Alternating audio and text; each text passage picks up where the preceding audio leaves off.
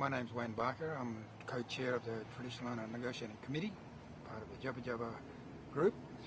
We are well on the way into the negotiations with Woodside and the state and the Commonwealth.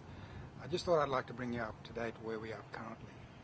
Today, on Saturday, we had a meeting with Martin Ferguson, the Federal Minister of Industry and Tourism, who came to Broome to discuss with the TONC Committee the Commonwealth's engagement in terms of the tripartite forum, which has been created to deal with the Commonwealth's rollout of closing of the gap, which is the money that the Commonwealth has allocated to close the gap in the West Kimberley. It is linked to the LNG gas, but they are saying that it's not, it was going to happen anyway. So where we are currently in this negotiation is that we're, as the traditional owners, are demanding from Commonwealth to set in place a mechanism that deals with the impact of the LNG gas development when it arrives. Martin Ferguson's position has been that when the LNG gas development happens, there will be long-term benefits paid for by Woodside and the state.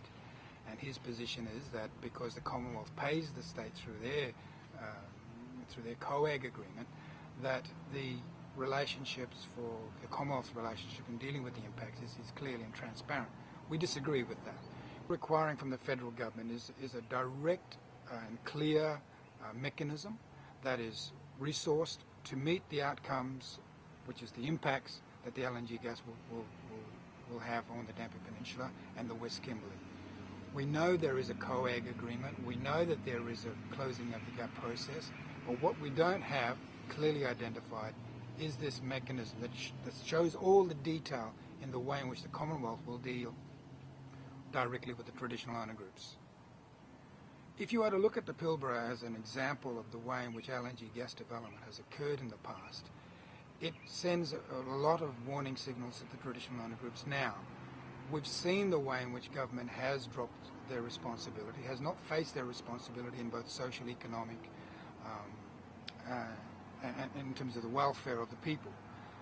What we are demanding is that there will not be a duplication of a Pilbara process here, that in the light of the gas spill, gas and oil and gas spills that's happening in the Timor Sea currently with a fire on board of one of the rigs, it sends real concerns to traditional owners that we are engaging with a government that is basically slow to act, that doesn't have the resources or the will to be able to deal decisively with the hard issues.